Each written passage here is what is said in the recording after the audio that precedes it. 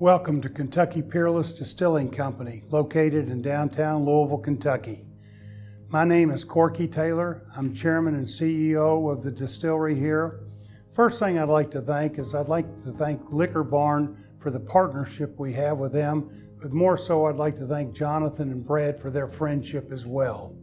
Here in Kentucky Peerless, we have a great history of the distilling business. It goes back to my great-grandfather, Henry Craver. All this started back in 1889 in Henderson, Kentucky. It was located in downtown Henderson, right on 2nd Street. Today it would be in downtown. It was 17 acres. He built it up to be one of the 4th, 5th, 6th largest distilleries in the state. He also built one of the largest breweries this side of the Mississippi, the Henderson Brewing Company. And what's interesting about that, he used riverboats for all his distribution, going to Cincinnati, Louisville, down to St. Louis, stopping in Owensboro, Paducah, and everywhere in between. But his love was Chicago. He had a lot of friends. He was a banker, so a lot of friends. He sat on the board of 5 different banks in Chicago. And for those of you who might have been there, he owned the Palmer House up in Chicago. It's one of the oldest running hotels in the United States. Between the banking and distilling, that's what he was most proud of. He had one daughter, my grandmother, my grandfather, Roy Taylor Sr., was involved in the business. He ran a distillery, the brewery, sat on the board of the banks, took care of the farms. So he was very instrumental in it. He was the 2nd generation. We skipped the 3rd generation, my father, Roy Taylor Jr. They called him Ace. He was always in the military, and for those of you who ever seen the movie Patton, the man that was right with General Patton in real life was my father. General Patton named my father Ace because General Patton thought my father was the best shot in the military. So we skipped the 3rd generation. I'm the 4th generation. My son Carson is the 5th generation. So we're proud of what we do here. We make bourbon whiskey and we make rye whiskey. So it's not unique to this part of the world, but we're very proud of it. We've had some accolades. We put out what we think is a good product.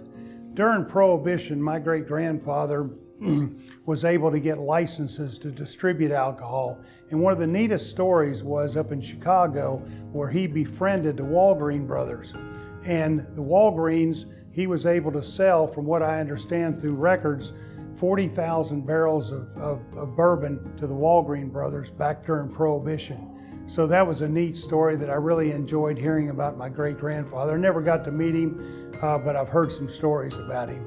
So we're here to make, again, bourbon and rye whiskey. We love what we're doing.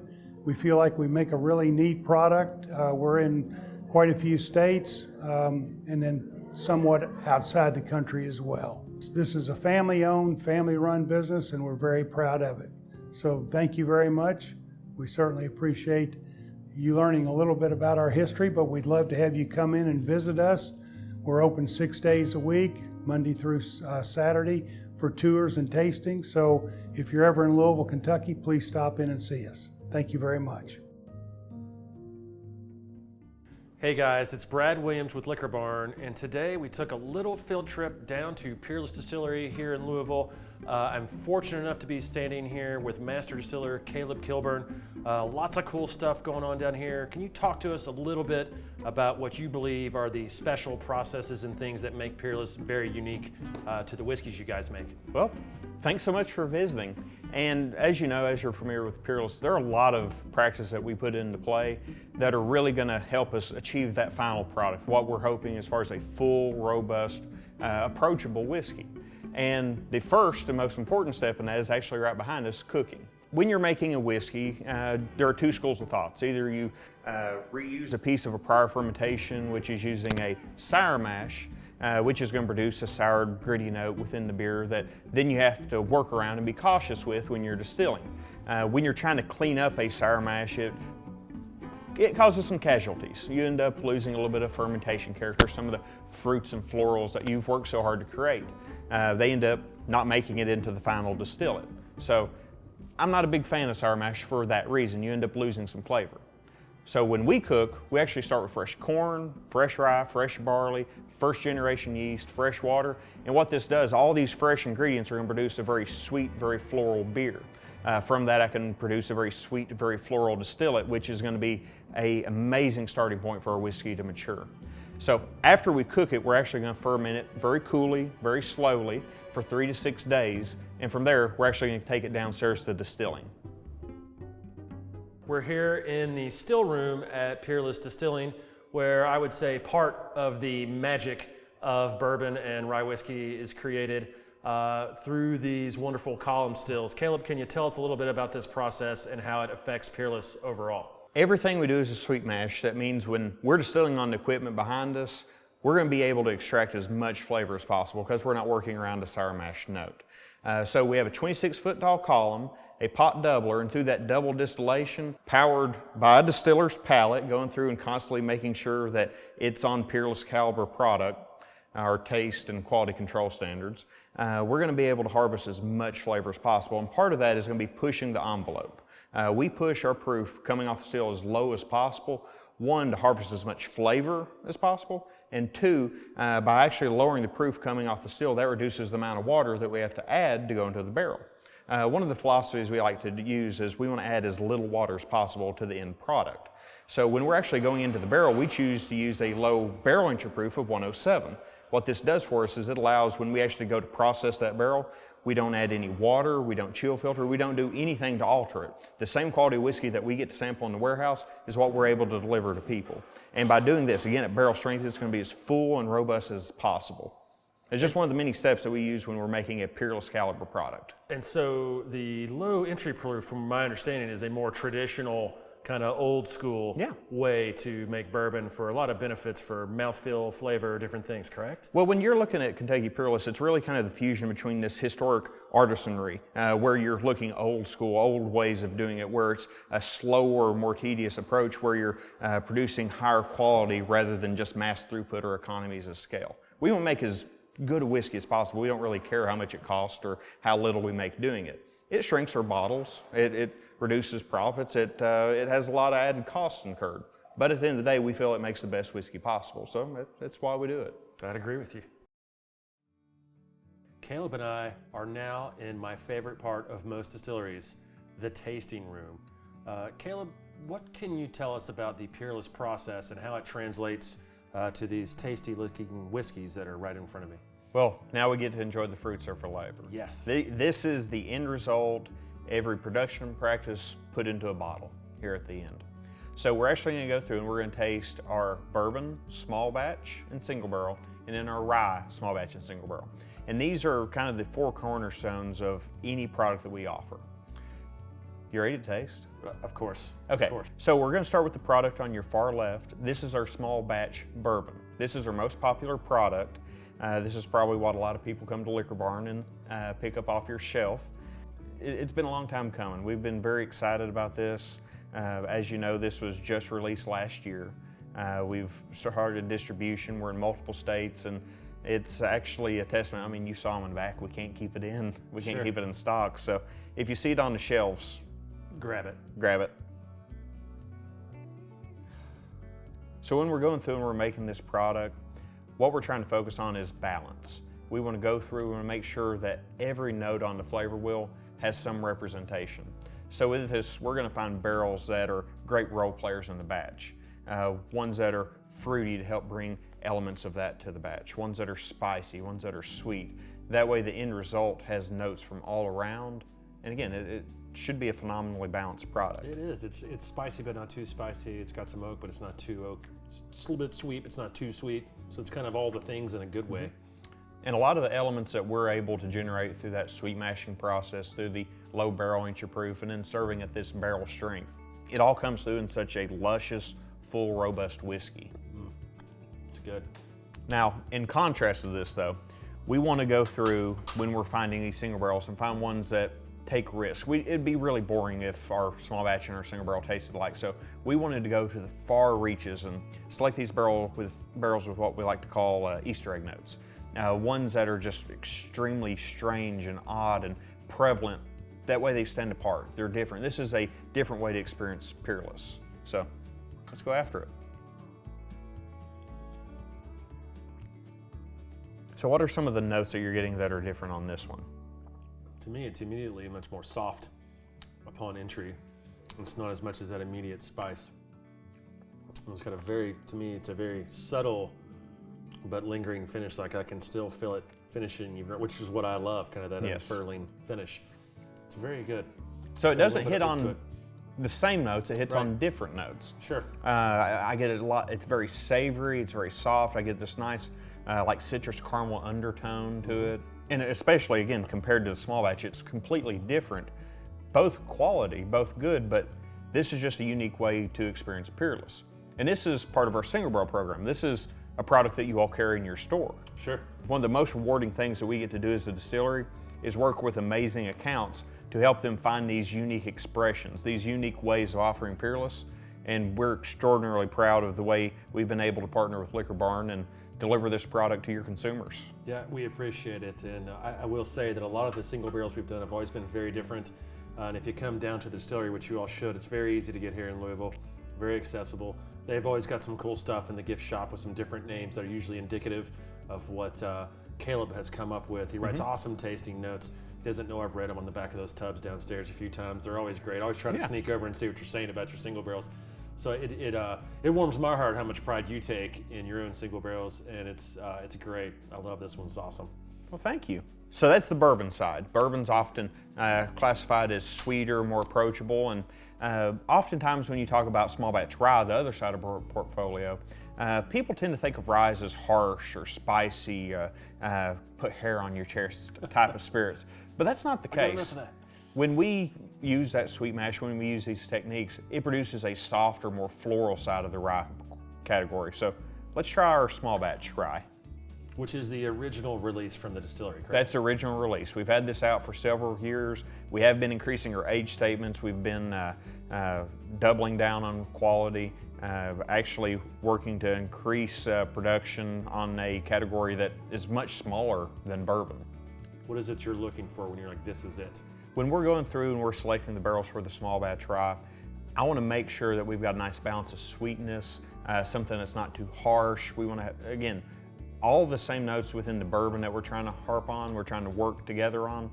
This is going to be slightly different. It's going to have different elements to it, but we still want those core principles. We want balance, we want sweetness, we want to pay homage to the oak. The rye is going to add a nice spice, but not too spicy. It often comes across more grassy, sweeter, and actually very bright. It also allows the malt to kind of step up and take a little bit of the spotlight, being very grassy, sweet, and buttery. It is. There's a lot going on in this. It's always been one of my favorite rye since it's come out, and each year, you guys have ramped up the age statements. It gets better and better and better. Fun fact: when you're a distiller who makes every product yourself, you can only go to as old as your distiller is. It's not something where we can pull barrels that are 16 years old when we've been making whiskey for a whole, 6 years now? Yeah. Time really does fly, but this drink's much older than it is. It is full, it's robust. We like to call it a bourbon drinker's rye. Reason being, a lot of the notes that you're able to sell someone on when they're trying a bourbon whiskey, even if they turn their nose up at most ryes, when they try this rye, they really fall in love with it. I have seen it in person multiple times, actually. We make believers out of people. I agree. So, I agree. You understand the balance, you understand the baseline. Let's try the single barrel. Yes.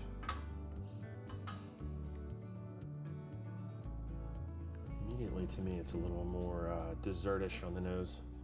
It kind of has this beautiful duality. It's part of it's going with like a sweet, bright, like malted sugar. The other side of it, though, it's going a little bit smoky, a little bit more earthy.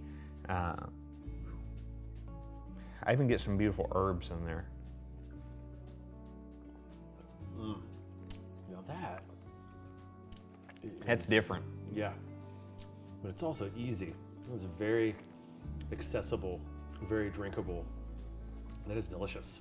And again, if you were to taste these side by side, you would not believe they're the same mash bill, the same proofs, the same production practices behind them. It just shows you how unique every single barrel is. And when we go through and we're grading these barrels, we want to find the absolute best, brightest, and most unique barrels to offer to stores like Liquor Barn. Yeah, and just the 1-2 of small batch to single barrel on both is very indicative of the process and the different things you guys are doing to put them out. Well, it's barrels like these single barrels that build our batches, and that's why you're able to get so much diversity, so many different notes when you do taste our small batch. And again, the finish on all of these is great, which is, I've had some of the old school guys out there always say, the finish is the mark of a great bourbon or a great whiskey. It tells the story. Yeah, it does, and these are great. Well, Caleb, thanks for the explanation. As always, we appreciate everything you guys do for us and for the city of Louisville, so thank you. Hey, the feeling is mutual. We love you, we love the store, and it's amazing to be able to have an account like you all to be able to partner with and offer products through. Thank you all for the support. Cheers, sir. Cheers, my friend. Appreciate it. And thank you all for tuning in. None of this is possible without you all. That's good.